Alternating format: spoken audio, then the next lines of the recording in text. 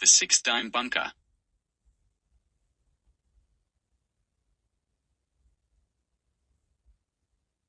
"How's your Spanish?" were the first words I heard when I answered the phone at 5 a.m., still half asleep. It was Albert Grosser, my boss who runs a global salvage operation. He may as well own me, because he had to be able to contact me 24/7.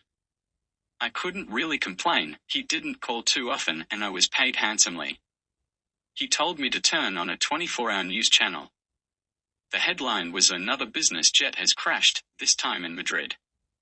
There had been a lot of these small jet crashes which killed so many dignitaries, famous people and military brass that it was beyond coincidence. I told Grosser that Spanish was not my strongest language but I could get by. He was happy enough with that and said to drop everything because my new office was now in Valencia, Spain. He enjoyed taking over companies and this one ticked all the boxes, the main one that it was as close as he could get to Madrid. I didn't mind, the coast sounded good to me. My company would look after my office and household effects, I just needed to get my team together and drive. It wasn't so easy for Lucy, who had made a big network of friends in Vienna. It was harder for Rob, who was considering marriage, but when I told him we were investigating business jets he dropped everything and was suddenly ready and raring to go. We drove in convoy through Austria, Switzerland, Italy, France then Spain. I would like to have had a bird's eye view of a red Ferrari, yellow Lamborghini and blue Porsche vying for pole position at each stop sign and traffic light. We decided to cool our wheels and stay the night in Montpellier, which was just after Rob had been pulled over and fined for speeding. The next day was beautiful and we carried on to Valencia. We stayed at Hotel Milia until our human resources department could find us more permanent accommodation. We met for dinner in the hotel restaurant where I gave the team a rundown of what Grosser was proposing. A computer hacker had hijacked the website's pilots and engineers had to use to update their business jet onboard computers. A virus had recently been found to have caused over 28 plane crashes to date, including one crash where a Formula One driver survived but the pilots were killed. Anyway, in the meantime that all this was being looked into, the planes with these hardwired computers and software were being dumped wholesale. Hundreds of them were just left on runways all around the world. Grosser had won the contract to find and consolidate them in one place. Our job was to find pilots crazy enough to fly all the planes to Madrid, where a large rural area was leased to keep them all. Our company had bailed out a young man who was probably able to repair the software.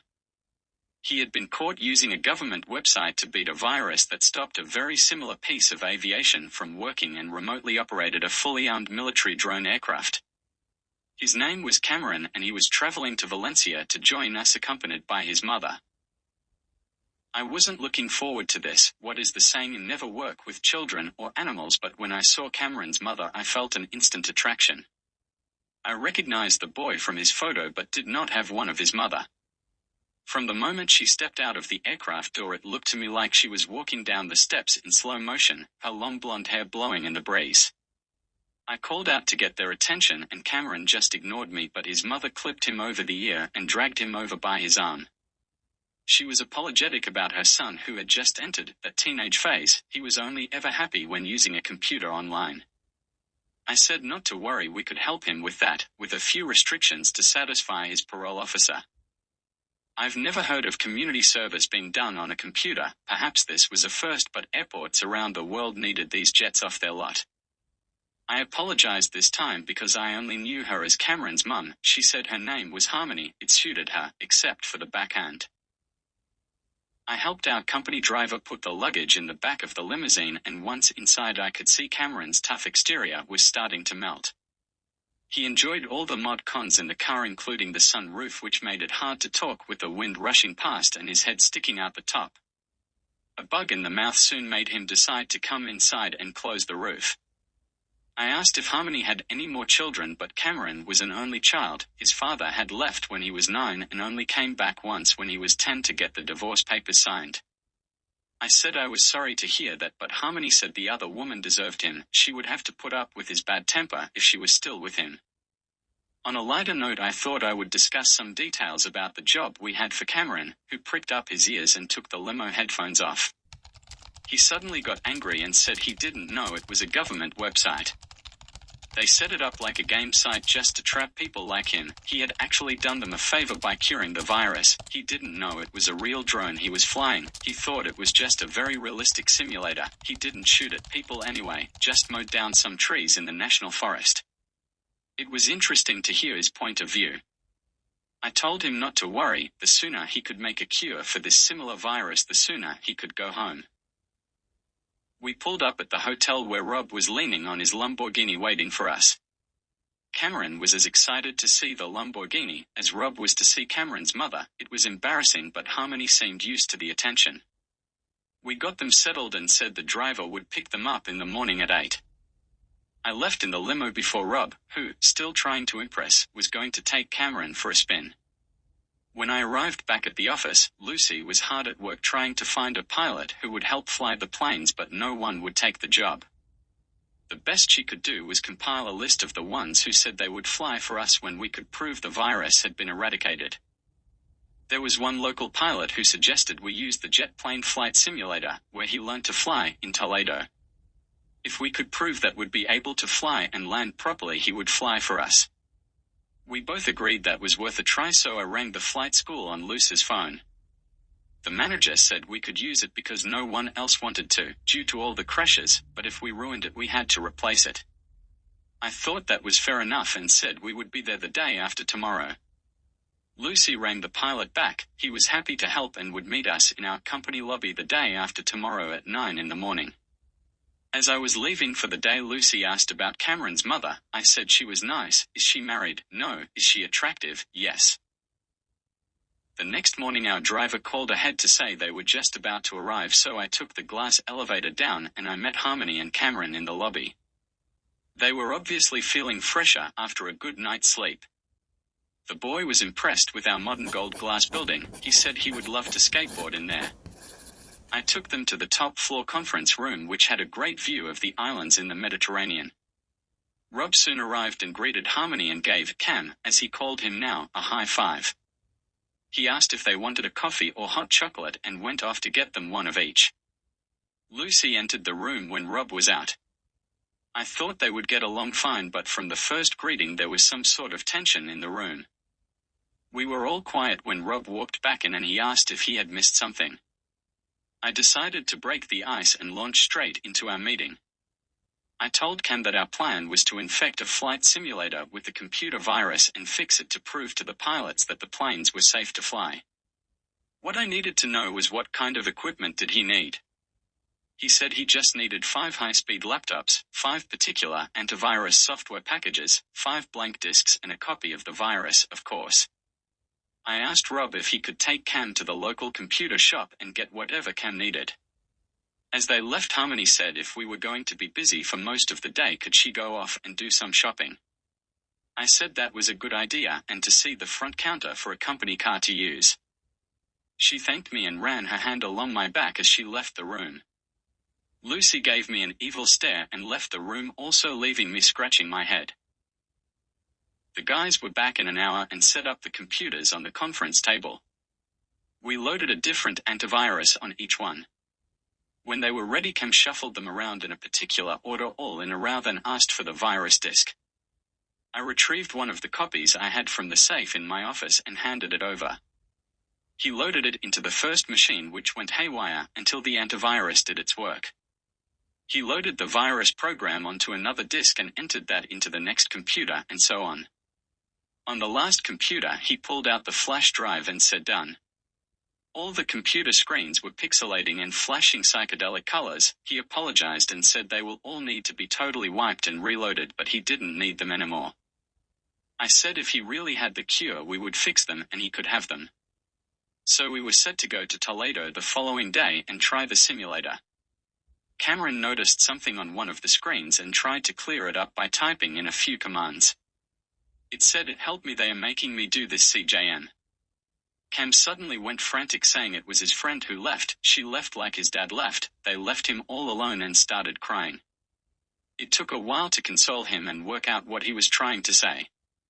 When he recovered, we found out that his closest friend and neighbor Chrissy had been abducted not long after his father left. It had devastated him. They used to make online games and verse each other. She was better at programming than he was. Ever since she was taken, he had been trying to find her. She left clues around on websites for him to find when she could. He had finally worked out she was in a cabin in the national forest and hacked into a satellite to spy on them. Sure enough, she was there.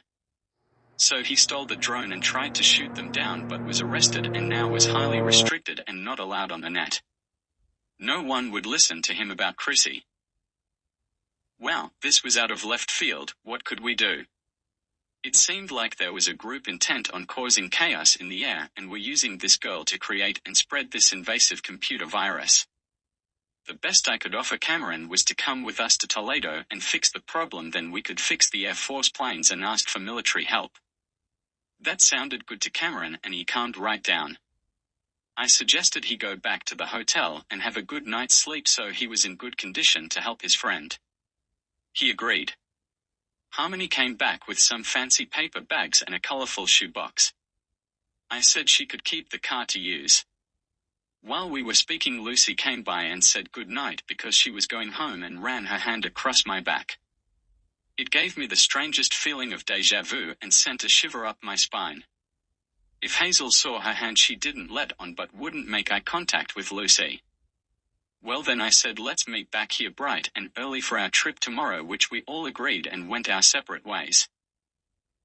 As soon as I got to my office in the morning, I retrieved the flash drive from my safe and asked the IT department for a computer I could use to copy it to another 2 flash drives for Rob and Lucy.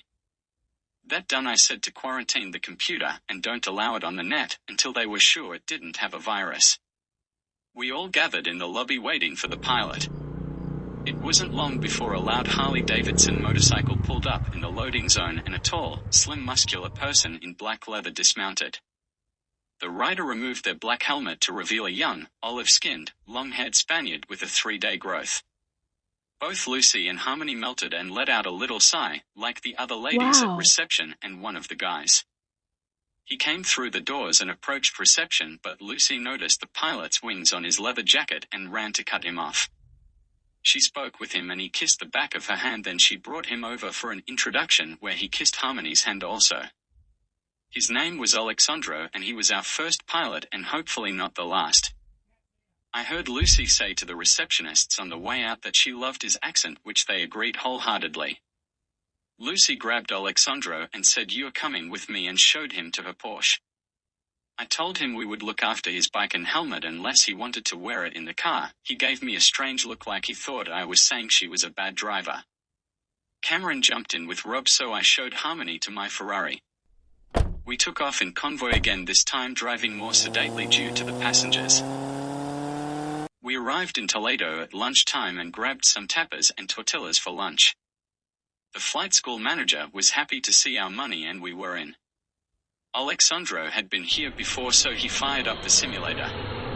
It was a 6-seater, so there was enough room for all of us, although both pilot and Cam said it would probably be a bumpy ride. First I wanted to see a normal flight, so our pilot took us to Gibraltar and back for a nice smooth landing.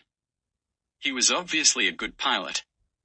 Now for the virus, which I gave to Cam, who loaded it into the plane's computer banks, but nothing happened.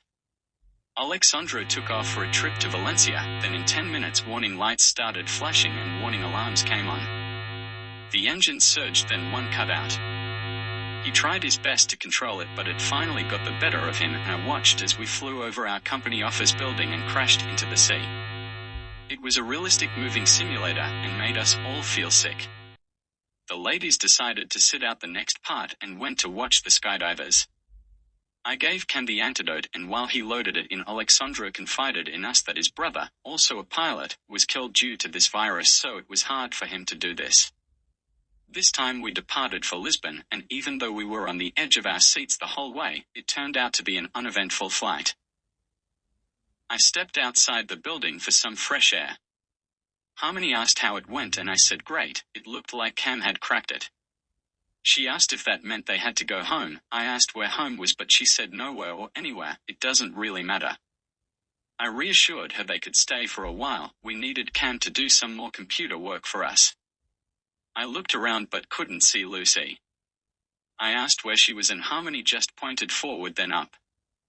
I looked up, shielding my eyes from the sun, to see a person nearly land on me and the rainbow chute come down around us.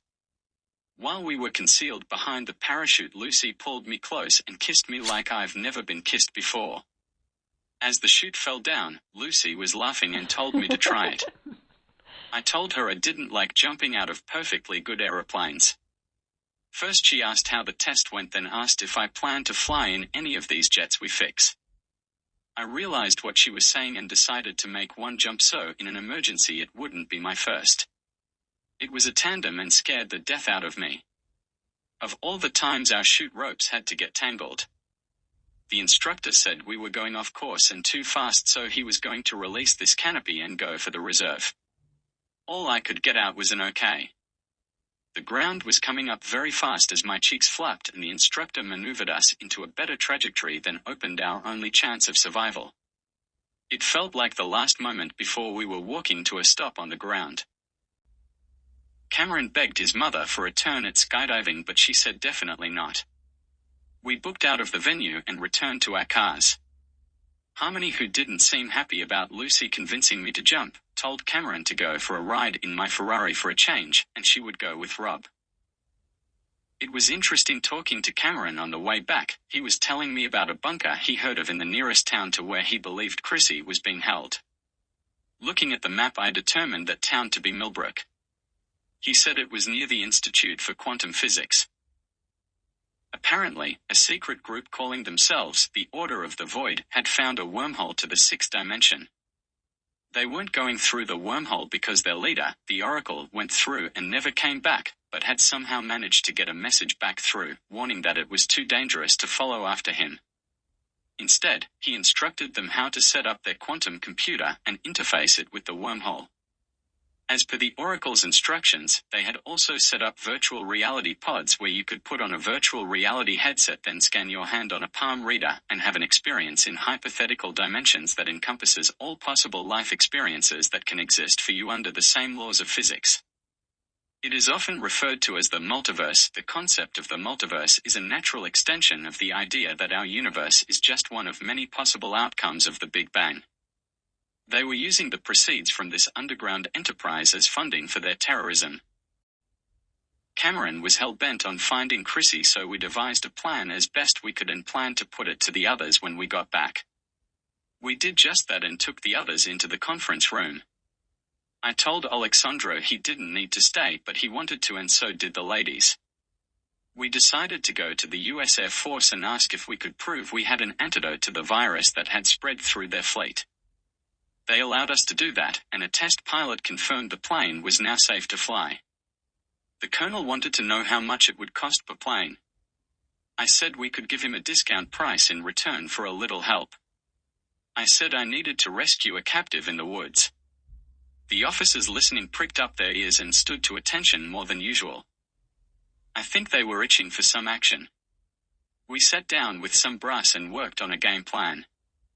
We would need some helicopters and ground troops to flush these kidnappers out. I left the details up to the colonel and said I would be back in 2 days. Over that time, they trained and we researched as much as we could and even hacked a few websites to glean more intelligence on the group responsible. We narrowed it down to 5 known terrorists and set about cutting off all their finances to flush them out. Sure enough, without their leader around, they started getting annoyed with each other and let their guard down enough to be picked off one by one, most of them as they came out of their bunker, until there was only one left. He was obviously responsible for guarding Chrissy. I landed with the backup troops and we surrounded the cabin at a safe distance and waited. Our guy was getting tired of waiting for his friends, who weren't coming back, and started pacing and shouting. I could hear muffled female screams as though the person was gagged. There was one window and the sniper next to me had a clear shot if he would just stand still. 2 minutes later he stopped in the right place, pointed his gun towards something on the ground and said it was nice knowing you. Unfortunately for him it was the last words he would ever say. Cameron raced in, ignoring the blood on the wall, and dead body slumped on the floor. He loosened the ropes on Chrissy's arms and feet. When he took her gag off, she gave him a big kiss on the cheek, but said we have to hurry. First, I asked if they heard her, but she said they just wanted a computer virus and nothing bad happened till just now. She jumped onto a computer and found the virus she had been forced to inflict on Airbuses. She chased it down with her fingers flying all over the keyboard and deleted the Trojan source code. The screen shrunk to a small white circle, then the computer came back to normal. We all breathed a big sigh of relief. The medics helped Chrissy to a stretcher and took her and Cam to their medical facility nearby. Harmony was pleased to hear the news, as were Chrissy's parents when Harmony rang them. Meanwhile, back at the Institute, Professor Emily Ray and her team were on the verge of a groundbreaking discovery. They were detecting particles behaving in a way that could only be explained by the existence of a sixth spatial dimension. She picked up her Daily Mail from reception and opened a letter from a Mr. T. Oracle. All that was on the writing paper inside were the 6 coordinates, X, Y, Z, T, W, U.